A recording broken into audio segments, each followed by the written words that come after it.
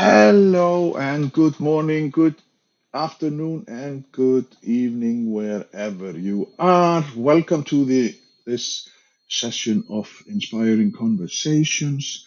It's May 1st, the International Labour Day. I know that there are some people also celebrating the Icelandic horse, and I know that in Czech they have the Love Day, the Day of Love. So that is good. So let's check why we are check and check. No, let's remind ourselves why inspiring conversation uh, is important because it's all about creating conversations that really matter. We are diving into ways to connect deeply, break down barriers, and build moments that inspire trust and growth.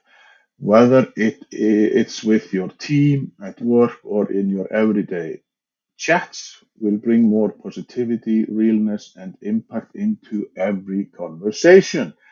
And as in last week, I am in on the Snæfellsnes Peninsula in Grundarfjörður, where this beautiful mountain is. Kirkjufell was in Game of Thrones season 5, just to promote something. But that is not why we are here. Uh, We are going to talk to Dr. Torben Nørby about his book, The Contextual Leader.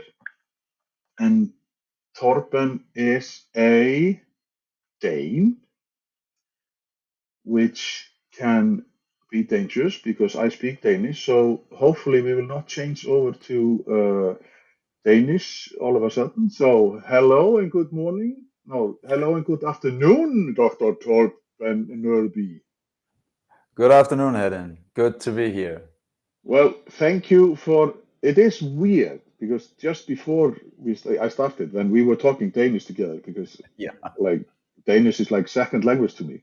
So, but I hope I will not. I hope I will not forget that we are talking in English. So, thank you, David Pushkin. Hi and greetings from London. Looking forward to thoughts and shares. So you can participate by putting your comments on LinkedIn, Facebook, or YouTube. But let's start with like Torben. Mhm. You wrote a book, I and did. the book, yes, and the book is short, really, really short. But joke aside, you did this because, or there was a reason for that you had to do this, and you had to read the book. And I will admit, it's interesting, but I had to listen to it because I know that like it's a little bit heavy. It's like so, but a little bit about you. Like who is Torben and oh, should are you very like do I have to say Dr. Torben or who is Torben? I think Torben will supply. That's all good. That's good. Yes. So just take us through who is you and who is you? Who are you and what do you do and how like dive into like up leaning up to the Bible. I won't call it the Bible. That's on you. Okay. That's all. That's for sure. So, Yes. well, very short answer to who am I. It's not really possible because it's connected to why did I write the book. So you're gonna get not the longest story, but just a little about who I am. Well, Yeah. right now I'm 54. I'm the CEO of People and Performance, which is an international working Danish-based consultancy, working with organizational leadership development. So that's what I do in my professional life. I am married. I've got two beautiful girls, and I've just became a grandfather for the first time. So that's the most important thing that's going on right now. Yes. Congratulations. Thank you. And then if we rewind back to when I started my working life, because that's where we actually had a couple of the building blocks of why I ended up writing the book and doing the research. So even before I went to high school, I was a Boy Scout, learned a lot about collaborating and being in the outdoors, taking lead, shifting that role. Some took the lead, some others took the lead. And at that point, of course, that was just because I thought it was fun. I joined the army as a 19-year-old, became a sergeant shortly after I joined, drove a tank for some years, went to Officers Academy and spent 10 years in the army, where I really got the interest of working with leadership. And that laid the foundation for my interest in leadership. I was also exposed to international assignments and working in the Partnership for Peace program with different international forces, being exposed to different ways, different cultures, different ways of working. I went into business life, into retail, became an operations manager to transition into civilian life, and soon started to work with leadership development, organization development, and did that first in the retail company for some years, and then after that in a Danish international company working globally with organizational development, business development, and HR. And that was the reason that I got interested in meeting different contexts, driving transformations, connecting with people and making them take ownership of making the organization work. My interest in leadership in those very different contexts lay the bedrock for becoming a consultant, which I did 1st of January 2007, forming up People and Performance, which I've been heading up since. And then working with very many different companies across very many different industries, which led to, in 2015, trying to scout out on a university, first in Denmark, then in Europe, try to find someone who collaborate with us as consultants to do some research on how do we get our hands around what context does to performance and what context sets from a requirement point of view to leadership. So what leadership is effective in which contexts? So if I'm leading people in a construction organization that's spread over a wide geography, that's different leadership than if I'm leading a production line, than if I'm in the executive suite of a company, or if I'm in the marketing department of that same company. Now, that led to a conversation with the Henley Business School in the United Kingdom, because I wanted them to do the research. That ended up them suggesting that I entered the MSc DBA, which is a program, fantastic program. You do a master in business and management research. After that, direct continuation, after you've spent 1.5 years preparing your own research, you do the research. You've got a frame of between 3 and 6 years to do that. I did that. Amazing journey. I did global context studies involving leadership scholars, tenured HR executives from industries across the world, and the same with tenured leaders, and found that there are about 30 factors that have a significant impact on performance and or leadership. And that's what ended up in the doctorate, in the research that I finalized in 21. And then I simply couldn't help it, because doing the doctorate ended up saying, okay, but the world needs to know about that. And that's what led to starting this, the brick, which is kind of a brick, because there's a lot of dimensions to context. But we need to embrace first the complexity to arrive at simplicity. So we lead from simplicity. So the book it's less challenging than it looks, because the first 75 pages gives you the fundamentals of contextual leadership and how you work with shaping context. Then there's about 500 pages covering in depth each of the different factors. And then there's some summaries about the most heavy hitting advice. But that means that you should use it as a handbook. Read the first 75 pages, do the diagnosis, and then dive into the 3, 4, 5 contextual factors that matters the most in your context. And that's what it is about. Focusing on the real crucial contextual factors that impact performance and impact leadership, and then leverage those to improve leadership and get more effective leadership, more engagement in the organization, and more fuel for driving the strategy and performance. So that was, it was not a brief, I know that, and I'm sorry, but That was the short introduction to your. yeah, sorry.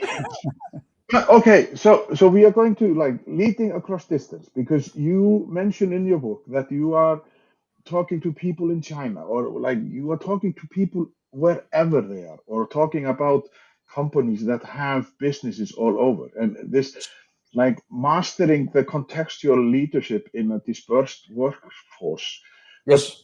because you mentioned the army, and the army has a certain like hierarchy. Like you have to work yourself up, and then like there are certain rules, and then you meet some other army, like you were in an international force of peacekeeping.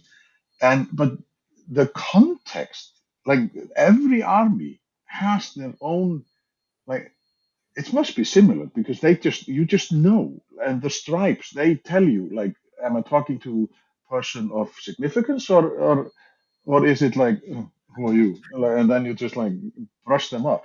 So how is it when you were in the army?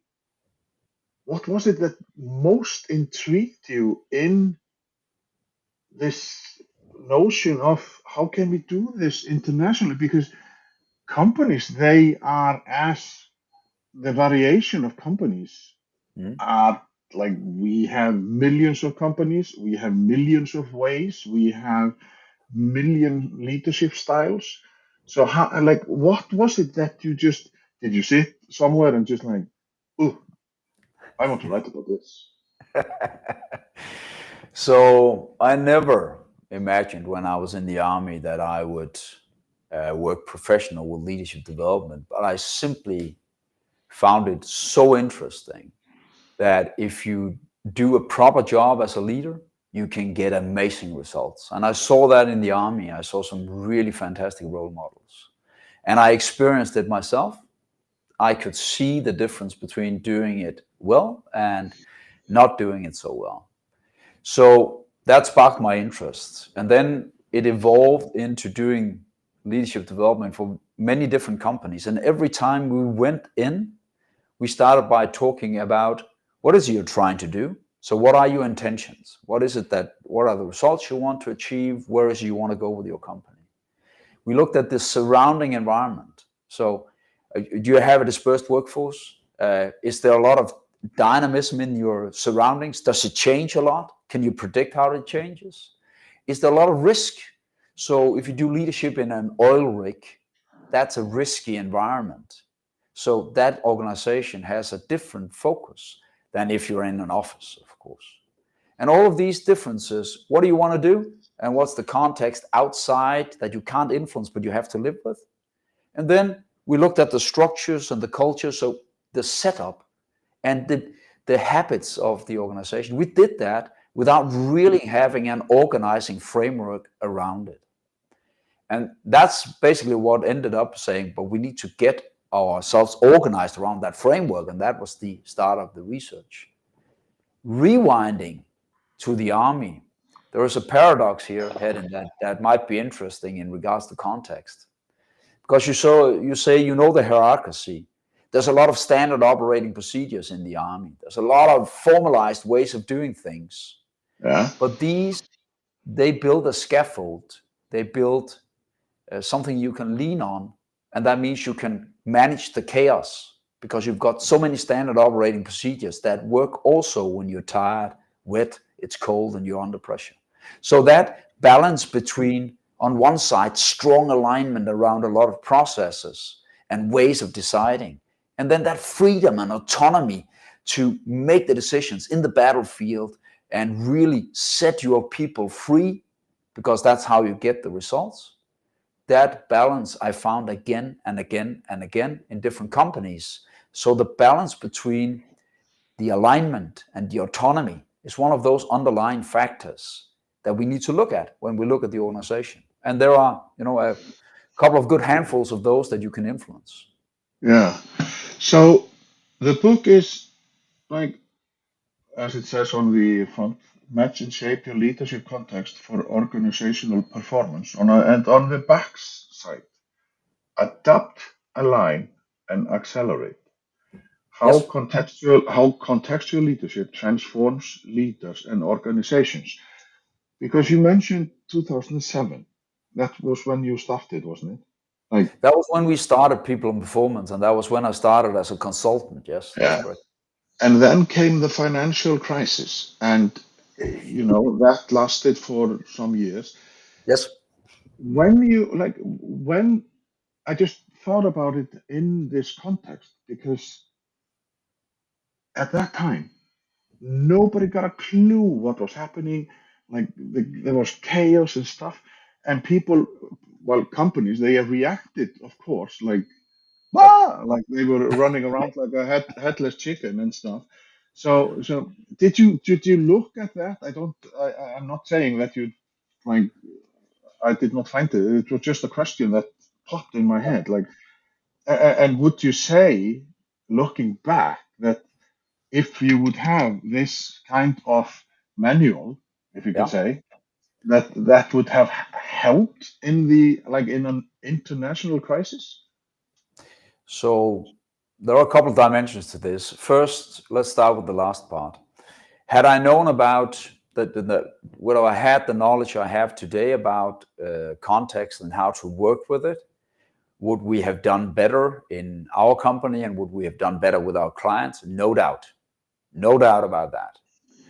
If I look back at what we did, so when we hit the financial crisis, we were 20 people. So we grew from the 4 that we began with and to 20 people when the financial crisis hit. And what we did was that we immediately said, we must have some experience about how we've handled this before. So we went back to the IT bubble that was there in the 90s Yeah, and looked yeah. at what success factors were there. And what we found was that when you navigate in a foggy environment, so that means you've got a very high level of complexity in the outside world, you've got a very high level of dynamism. It changes a lot and the patterns are unpredictable and you can't foresee the actions. You need to change your way of leading to scenario planning. You need to change your way of leading to having a higher level of agility in your organization. And this is one of the requisite responses that we know that if the external environment changes like this, we need to build requisite agility. So right now, besides handling the crisis at hand that is triggered by, for some companies, by the differences of opinion about how we do business between US and the rest of the world, they need, of course, to handle those issues. But at the same time, they need to start building in agility into their way of organizing, the way of leading. And that means that there are responses to these outside environment settings, like dynamism, like risk intensity, like external complexity. We saw it with Corona. So Corona cut global supply chains. And that Mhm. meant that what happened in the global supply chains was that their intention was to pursue efficiency. So they built very integrated supply chains with a high level of interdependency. And that meant that interdependency, which is an efficiency driver because you can specialize, that became a threat. So they needed to look at how do we relax those interdependencies and build a different way of doing supply chains. So you see now that the supply chains in the world are much more built with a requisite agility to take the external dynamism that goes up and down. So these are some of the responses on the organizational side to the external environment. And you mentioned dispersed workforces before. If you've got a dispersed workforce, then you need to look at on the inside, how do you build requisite common ground, strong common ground that you can make people tap into and identify with. And if you do not do that, what you will get with the dispersed workforce is that they will identify with something else. They won't belong to the company. They will belong to being an accountant or being an engineer or being a specialist in biology or whatever else their professional identity is. So as soon as we look at the external environment, we need to ask ourselves as the leadership team, how do we build the balancing inside to perform in that environment? And that is what the book does in regards to the external environment. It advises on what we know from the research are some of the effective settings on the structural side and cultural side to respond to this. Make sense? Yes, yes, yes, yes. But because we are in a weird situation right now, in the whole world is in a weird situation, and U.S. versus, well, everybody. Um, will that say, or will that mean that you are in seventh heaven because you are having a field day, just like, woohoo! Now we can talk about this, and like, because these are different times. Like the times are people contacting you just like, Torben, you wrote a book. What do we do? Like, how are we going to, like, how can we do this? How can we take, like, because you have contacts all over, and you mentioned like your quotation from loads of people in this book, Yes. leaders and stuff. Like, how, like, where did your mind go? Did you go, I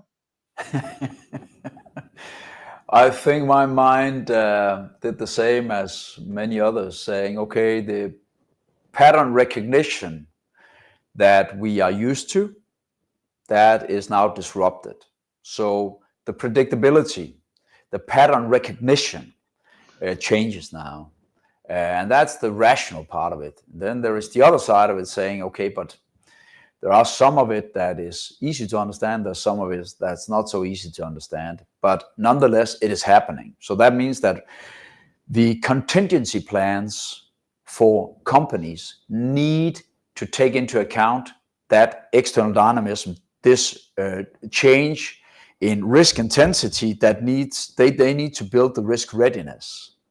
The other thing is that what we see when I work with boards is that they need to change their guidance, meaning, what's the prediction for the next quarter, because they can't predict with the same certainty or with the same safety or on the same pattern. So that means you see some of the boards now, they go more back to the scenario. So they draw up 2 or 3 scenarios saying, we believe that one of these 3 scenarios are the most likely, so that they guide the investors, they guide the people looking at the companies, in which direction are we going. At the same time, they need to ask the executive board to build up the ability to take those bumps. So companies with global supply chains, companies that have people situated in different entities all over the world, they need to take this into account. And then, having said that, you asked me, why do people contact me? Well, I do advisory on this, but people still have a huge task of aligning their culture to deliver on their strategy and performance ambitions. So a lot of my work is working with the culture, getting our hands around that, making the leaders shape that culture so that it aligns to deliver on the organizational ambitions. That's a very big part of why people reach out and are interested in working with the framework. so because we have a Rabassi, he's in the UK, so Mhm. I don't know if because he's a Brexit guy. Like England is not in the European Union, where everything is like decided, and how we work together, and what to do. Sorry, Rab. I hope you will continue speaking to me. So are you saying like you have to, like companies have to build a common purpose, or like have some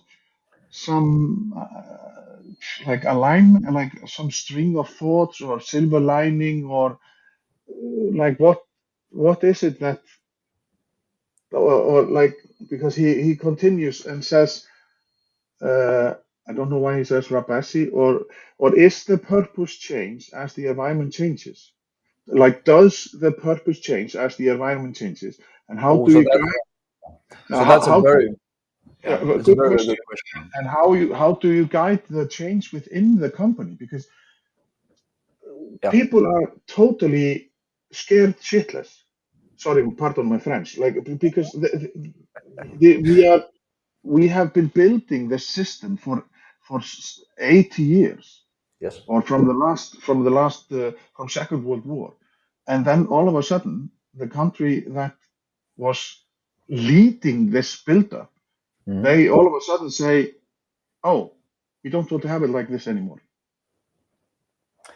So the purpose, there are two sides to the purpose. The first is in every company, we need to look at how front and center is the purpose for the way that we drive our business. So for some, the purpose is really front and center. So if you take Vestas, which is a global wind turbine producer, they've got a very strong purpose. They are supplying the world with green energy in order for us to produce energy in a more sustainable way. That's front and center. So that means that that purpose can build a very strong purpose culture, which means that we know we are guided by what is most important for us to achieve that purpose. There are other companies that do not have the same central purpose, core purpose. So if you produce garments or if you produce canned food, which is also important to companies, there you need to find out we can have other purposes to contribute, to give back to society locally, to create workplaces in these areas, to reduce our environmental footprint. But it's not a core purpose, it's add-on purposes. The core purpose rarely changes when the environment outside changes. That's really so. Then it's a significant shift in the company, but it rarely does. The add-on purposes can change. So the sustainability attention has risen in the world a lot. So you see a lot that has added a lot of ESG, environmental, social, and governance attention to the way they run their business. They give more back to society. You make sure that we take care of the resources, the earth resources. All of these things are add-on purposes. And those change with the environment. The core purpose rarely changes with the environment. So that means that if you've got a core purpose that really drives it, you need to build a very strong purpose culture, which serves as decision criteria in almost everything you do. So the answer is basically twofold.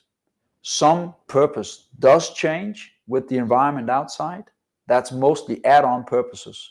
And then the core purpose rarely changes with the environment unless the external environment totally distorts your business model. But that's a different game then. Yeah. But when you're talking about the core, because I know that we in the Nordic region, we have a similar uh, outlook of, or we look at nature and we want not to, like, we want to continue to live on this earth and we want to be responsible, yada, yada, yada. But then there are some cultures where they don't even have space, or they are just, because the system that we have built since the World War II is that there are lands or countries that the opportunity of building a factory or whatnot is cheaper, labor and whatnot. So how can we align this cultural differences, and because we are also have this moral, or we have a moral compass that we want, and that is basically in the Nordic region or most of the countries. Like, they think the moral compass is that we treat everybody fine, like great, and with respect. But then comes in the money issue, because you are not in business to give your stuff, are you? Like, you want the profit, you want to have a meaning. You are doing this because you have to provide for your family, or do so. So how do you like, because you talk to loads of people. It's unbelievable that you did this in what, 2 years? Yeah, I did the research. The research took 3 years, 1.5 years of preparation, right? So Yeah. you do all the Yes. groundwork for 1 hour, then you do Uh, 3 years uh, of research. So so I did was, you notice a cultural difference? Like it's just like how you perceive stuff or yeah. things. So first of all, there are cultural differences. We've got national cultural settings which are value orientations. So, for example, we've got a difference in authority orientation. How do you make decisions? Do you ascribe that to the positions, or do you ascribe that more to the participation that everyone needs to have a voice in a decision? And nothing is good or bad. It's just different ways of having the base understanding of how do we make decisions. So those national cultural anchors are also about, are we unity oriented? So that means very we oriented, we do it as a group, or very individualistic. These form a base, the people base in an organization. They've got these starting points. Then we need to work actively with creating the culture in the company that we want, that supports the company's value creation and how we want people to collaborate and how we want to operate. Of course, there is an anchor into the national culture. So the way that you work with that is that if you take, now you talked about a Nordic, if you take a Nordic-based company that has got certain values, for example, we want to have equal collaboration, and that means that now we go to China and we've got a factory in China, and we want these people to give feedback to each other and collaborate. But what we need to recognize is that doing that looks different in China. So we need to reconcile, find those two settings and reconcile those. And that's the way you work with developing culture. You work with developing culture by setting some principles and saying, we want you to learn from each other and thereby provide each other feedback. That's what we want out of it. And then we involve people in interpreting. How does that look like here? What are we going to do more of and less of in order to make that work? And the answers to that is different in Denmark, in China, in India, and in the US. But we can still arrive at a culture where we provide each other feedback. It doesn't look the same. It's not the same way we do it. So in some cultures, you can walk up to someone and say, Hedin, I've got some feedback for you. Can I give that to you? In other cultures, what you do is that you get the group together. You ask them to reflect on what's the feedback. Then you create a format where they can deliver that feedback without doing it face to face, but still pick up on that feedback, relate to it, and talk about what are we going to do differently. But it serves the same purpose. We want to improve. We want to use each other's insights. We want to use each other's diversity of perspectives to improve, but we need to do it differently in order to achieve the same. So in the book, you will see that when we look at the people base, we need to look at the differences in personality, in value orientation, in expertise, because there's a difference depending on those settings of how they expect that you lead the most effectively. So that side of contextual leadership is about matching those expectations. And the other side of contextual leadership is shaping the internal culture that you want by setting principles, involving people, and creating that together. So you can rally together about common ground, but that common ground needs to be interpreted in the different parts of the world. So it's a discipline of building Yeah. that cohesion in an organization. So last comment before we dive into the book, because it's like it's a good book, and I think that everybody should get it and read it or listen to it. Rabasi, so he did not quit talking to me because he is still commenting. Thank you, Rab. Is there a danger of becoming self-sufficient, leaving you as exposed to having a single way of doing things?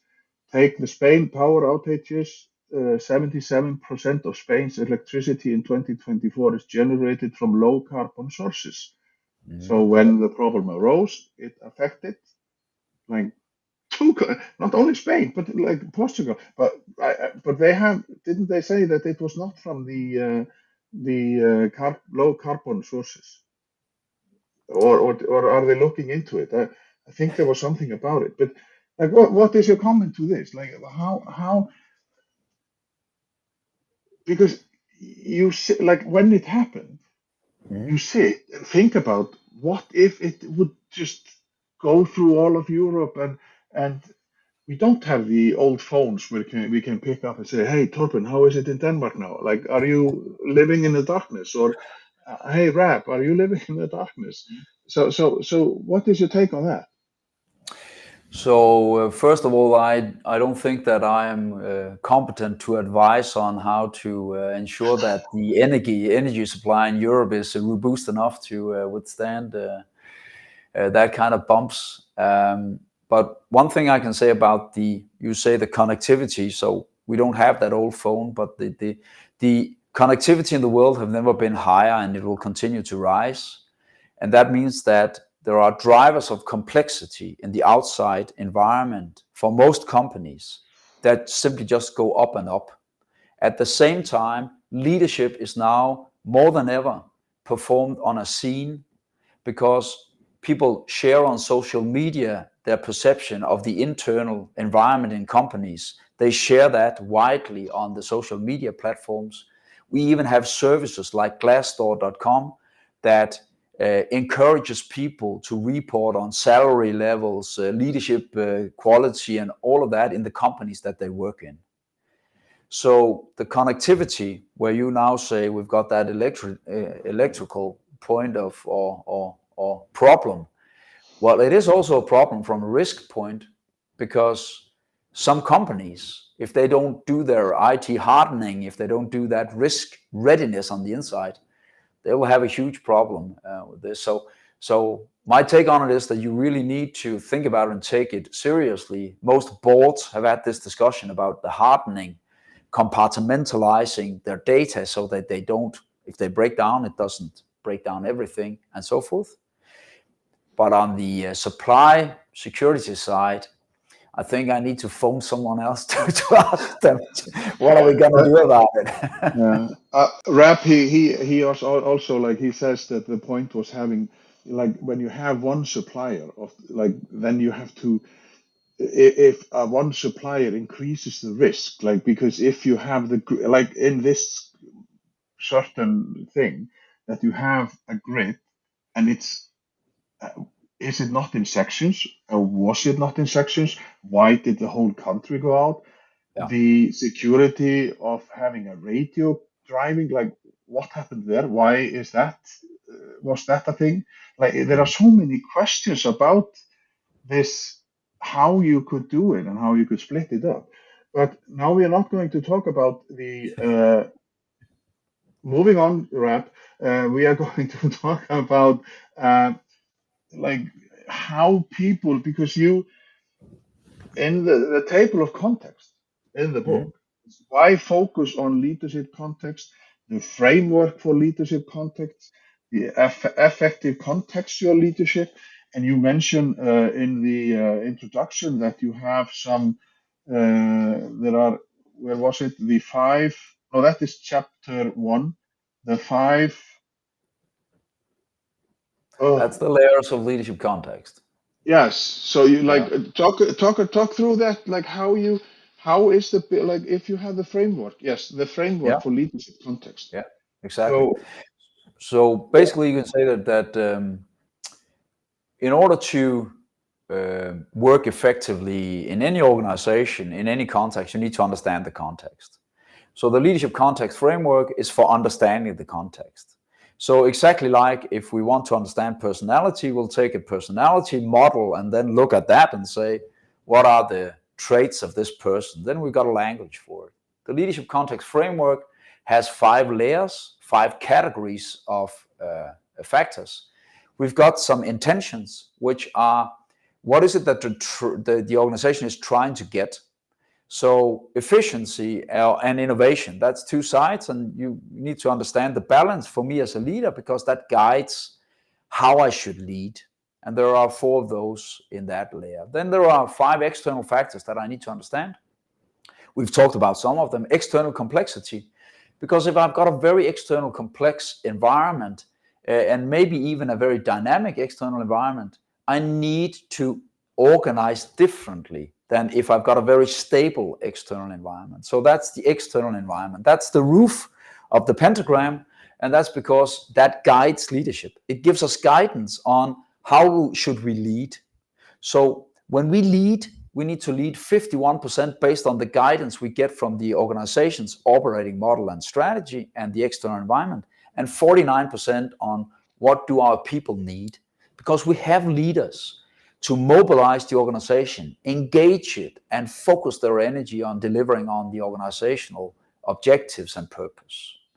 Then we've got structures, which is the 3rd category, and we've got cultures, which is the 4th category. And then at the baseline, we've got people, because it all comes back to people. But the structures and the cultures, they create the frames for how we behave, how we operate, how the organization functions. On the structural side, I can take decisions like which things need to be decided centrally and which decisions can be decentralized. I can decide on how formalized do our processes need to be, in which areas. I can decide on which interdependency do I want between departments. On the cultural side, there are 12 subcultures. Those 12 subcultures are building blocks in the corporate culture. So a lot of people make the mistake of talking about the company culture. The company culture is a sum of some really heavy drivers, and those drivers we need to address if we want to shape culture. So the framework provides you with 12 such subcultures that you can pinpoint which one is the most important in our area. For example, the focus and ambition culture, or the safety culture, or the collaboration culture. And then you can cherry pick those 2 or 3 that are the most important, and you can work on those in order to make your people perform optimally. So these are the 5 layers. Intentions that guide leadership, external environment that guide me as a leader on what do I need to mitigate and meet in the external environment, structures and cultures which creates the way the organization performs, and the people where I understand what's the composition I want, what's the diversity, how do I best put them into play given the structures and the cultures. So it's a force field hidden. It's kind of reproduced all the time, and I can move that to put the organization behind the objectives. And that's what contextual leadership is about, maximizing the output you get from the team or the organization on the objectives that you want to achieve. How much? Like, I gather that because we all go to college, university, or whatnot, we get our education stuff. And you mentioned, like, under the people, what do you call it? The line People that you composition. have, yeah, you have personalities, values, and expertise. Yes. But sometimes you are hired in a job, like, and you are sold the job as this, and there are these challenges, and you can do this and that. And then after 3 months, you are just like, did I sign up for this? Or after a year. So how is it with the contextual leader, or how with the contextual leadership? How is this leadership regarding the staff members, and are they listened to, and can they, like, say, oh, I don't agree with you, or can they, like, say their thing, because somewhere or many places you are just don't speak. That's correct. So there are 2 answers. There are multiple answers, but there are 2 really important answers to what you're You talking are the author. about. Yeah. But the one thing is that understanding the context of the organization that you are hiring to is very, very important for the recruiting consultant. That doesn't matter whether it's an external consultant helping with the recruitment or whether it is an internal consultant helping with the recruitment. And there I've got a lot of HR people and recruiters that use the framework for understanding that. What are the most important settings here? And after that comes the second question. Which of these things in the culture and in the structures do we want to sustain? So we need to make sure that the candidate that comes in match in and can fit into that. And which part of this are we right now working on, or must we work on changing, transforming, developing? So, for example, I worked with a company in the first quarter of this year that really needed a change on the initiative in the organization. You know, more initiative, more empowerment, more action in the front line. So they wanted to recruit someone into that organization that brought that mindset and had experience of creating that. So going from not so much empowerment to much more empowerment culture in a company. That meant that they were clear about what's the current state and where do we want to go. So that's addressable. But they were also clear about that there is, for example, there's a very strong safety culture in this company. That safety culture must not be jeopardized in the pursuit of an empowerment culture. So they were able to talk to the candidates about that and that balance and what needed to really stay sharp and what needed to be improved and strengthened. Now, that means that part of the answer to this is that if I understand how to look at context, I will have a much better chance of choosing the right job and or performing when I get into the new organization. That's why it's so important that when we start building the contextual awareness, we also learn that internal talent development is also about understanding which are the contextual differences that I should expose senior talent to in order to build them as leaders. So when we do senior leadership development programs, we look very much at the candidates, the internal people. What is the context they've been in? And if they are going into general management, what's the context they've not been exposed to? And can we find that in the company? So context is really a learning vehicle that can be used in talent development. Now, there's a lot of more nuances to it, Helen, but I hope that makes sense. I just, when we are talking about culture in a company, then we get an external hiring company or external people to look into this and then hire which one matches the best. Why don't you just use your staff members or invite the person to work with them for a week or for a day or let them know? Because an external company, they can make mistakes and Absolutely. not. So it's just, there are loads of things, but because now we are, time flies when you're having fun, Torben. So how like you have, as I can't speak more highly of this book because it's easy to listen to and it's well written and all of that and loads of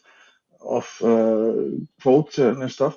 So, but if people, you mention in the book, you have an advice for people like, and the chapter is advice to get going. Yes. So what is it that companies need to, because it can't be like intimidating to say we need to change, we need to adapt, we need to align, we need to accelerate. Like when do we do this? When do we do that? And when do we do? And Yep. oh, let's go back and do the same thing. So take us through like what you like how is it that a company should and how do they go and what do they how do they learn this and or because it's not like it's easy. You have mentioned loads of stuff, Torben. Yep. So let's start with whether it's easy or not. It's not easy to be a leader.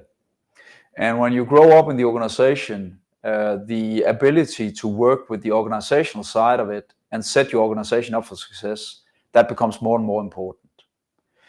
That also means that you have also built quite some experience at that point.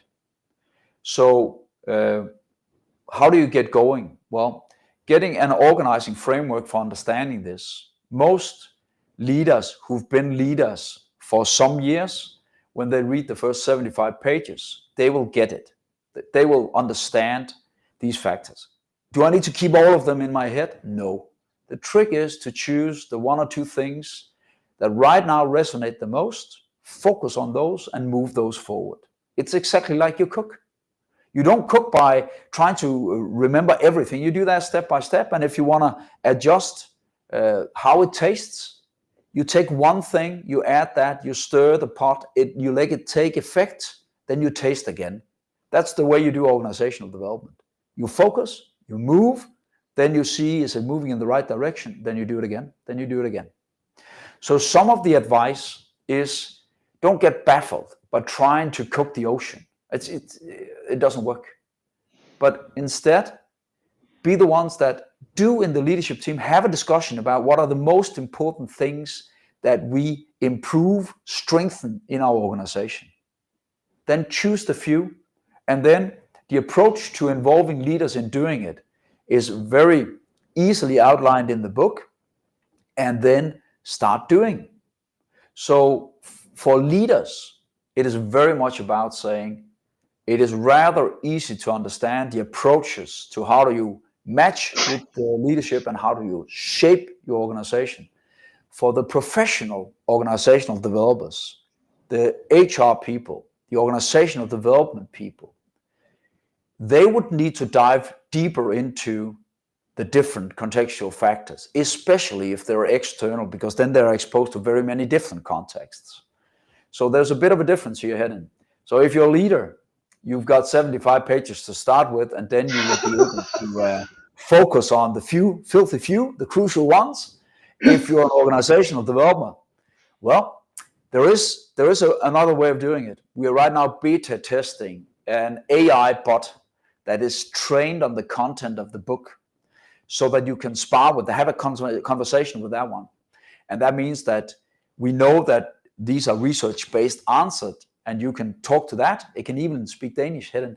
And then in that way, you can really qualify how you want to work with it. And then if you need to, you can dive into a few sections of the book if you want to. But that's really a powerful tool. And as I'm said, we're beta testing it right now. I expect it to be out sometime after summer holiday, so that we can use that, and that will be valuable for the internal HR people, for the senior leaders, no doubt about it.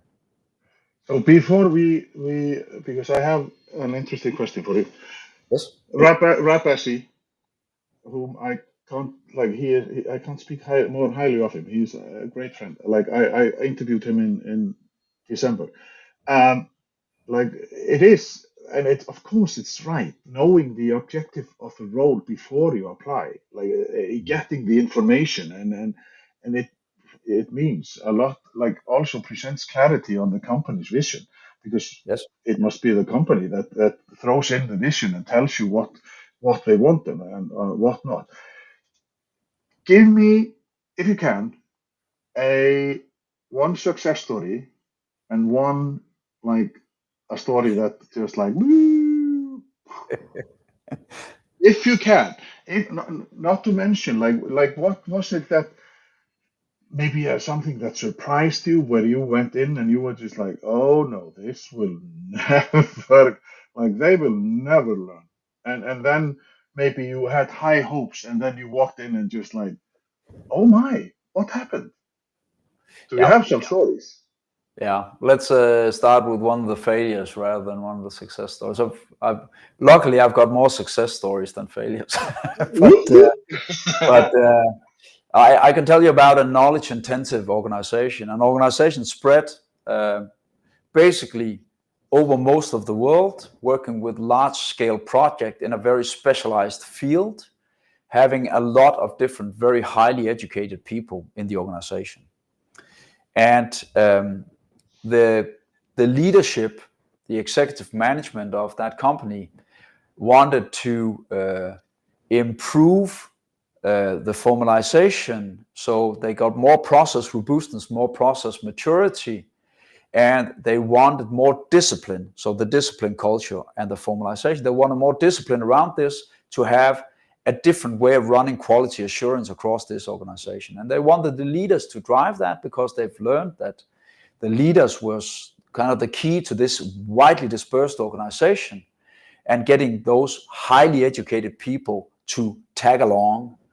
And we did fact-finding. We identified these components. There were components in the discipline culture that is about keeping each other accountable, which is about also having an ambition of actually learning from each other. So there was a part of a continuous learning culture in there.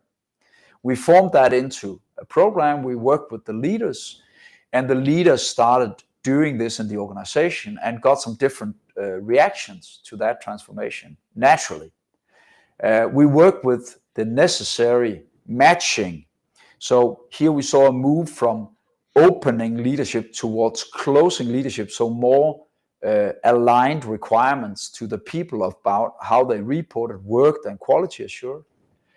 And when we've been working on this about a year down the line, we identified, or I identified, in the executive team, a fault line. A fault line in a leadership team is when you have fractions that do not agree or are not aligned. And I identified a fault line. So you had a little fraction that didn't believe in this project and actually counteracted it in the organization. And the other part who briefed from the beginning, and the full executive management team had briefed together from the beginning and set this in motion. That ended up to a very productive discussion with that executive board, that executive management team, about the necessity for them to improve as a high-performing management team, and how we could work with that so that they wouldn't infuse their lack of arriving at coherent decisions into the organization. So actually the organizational performance improved a lot from it, not from the process robustness that they wanted, but from actually arriving at a recognition that the executive management team needed to understand, how do we as an executive management team arrive at coherent decisions before we start deploying in the organization. But it was kind of a bumpy ride hitting. It sounds a bit easier than when I'm talking about it now, but a lot of things are at play here, right? Yeah. But and you are also investing so much time and effort, and then if you realize after so long time that you have people that are contradicting you, yes, or dictating, not you but the company, or what the majority had maybe decided. So, but okay, then a success story. Just finish off with on the good note, and then we can be happy on this day. that's a happy note. So there is a Yes. lot of really fantastic stories. I'm working with an organization right now. I'm at 1.5 years in, and we started with a very fragmented. They've got 4 divisions, with a very fragmented picture of what is the responsibility that the organization should assume for achieving the objectives. So that's the focus and ambition culture. So do you take the objectives? Do you involve people? Do you motivate them? Do you commit them? Do they drive on the objectives? Or are we simply just driving the direction like that? In the beginning, had a very fragmented leadership layer of 70 leaders across this. And now 1.5 years in, working with the tools in the book of saying, how do we actually run those cycles through the organization, where we involve people, make them understand, make them interpret, make them take ownership. We have formed a wave in the organization. That means that now it comes natural throughout the teams that they actually ask for the objectives. And they've built a practice of converting that into actions that drive those objectives. So now we've got a way of operating in the organization where people immediately says, but well, why are we doing this? What's the objective? Or if that's the objective, what are the main initiatives that we need to put behind it? So they build a very clear line of sight and a very clear stretch, which is the driver of ambition into the culture.